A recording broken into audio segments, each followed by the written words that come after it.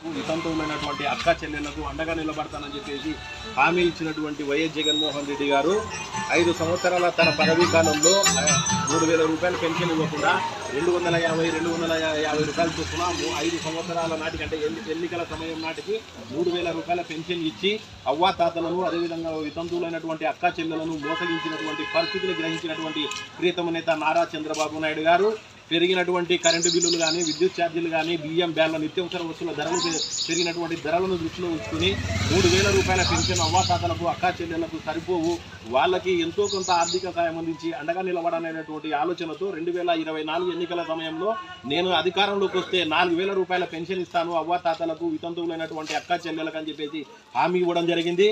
అదేవిధంగా వికలాంగ సోదరులు ఎవరైతే ఉన్నారో వాళ్ళందరికీ కూడా 6,000 రూపాయల పెన్షన్ ఇస్తాను.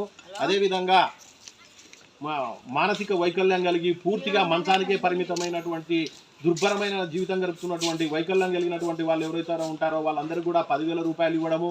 కిడ్నీ పేషెంట్లు అదేవిధంగా గుండె సంబంధిత జబ్బులు కలిగి అనేక ఇబ్బందులకు గురవుతున్నటువంటి వాళ్ళకందరూ కూడా 10,000 రూపాయల పెన్షన్ ఇస్తానని చెప్పేసి హామీ ఇవ్వడం జరిగింది.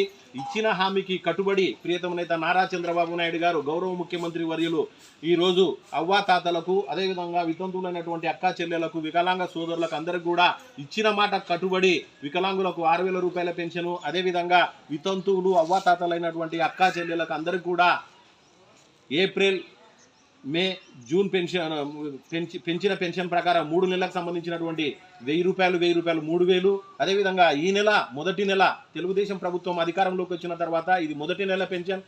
మొదటి నెలలోనే ఇచ్చిన హామీకి కట్టుబడి ప్రియతమ నారా చంద్రబాబు నాయుడు గారు 4,000 రూపాయలు పెన్షన్ ఇస్తూ గడిచిన 3 నెలలు 3,000 రూపాయలు అదేవిధంగా మొదటి నెల పెన్షన్ 4,000 రూపాయలు ఇచ్చి అవ్వాతాతలకు అక్కా చెల్లెలకు ఇచ్చినటువంటి మాట నిలబెట్టుకున్నారు.